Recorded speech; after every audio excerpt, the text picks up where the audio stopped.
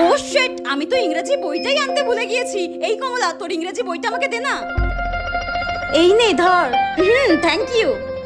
হ্যাঁ, এ কি, তোর এই বইটা পড়া হয়ে গেছে? কই না তো। তাহলে এই পুরো বইটা দাগানো কেন?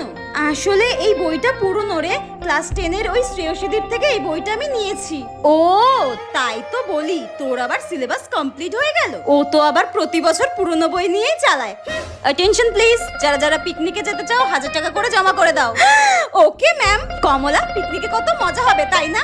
না রে, আমি যাব না রে। হ্যাঁ, কেন? আমি আমার বাবা মাকে ছাড়া কোথাও যাই না রে। আরে ইয়ার চল না, সবাই মিলে যাব, খুব মজা হবে। না রে, তোরা চলে যা। উফ, তোর সবসময় একই নাটক। আরে ওকে ছাড় তো। হ্যাঁ হ্যাঁ চল, আমরা পিকনিকের সব প্ল্যান করে নিই, কি কি করব।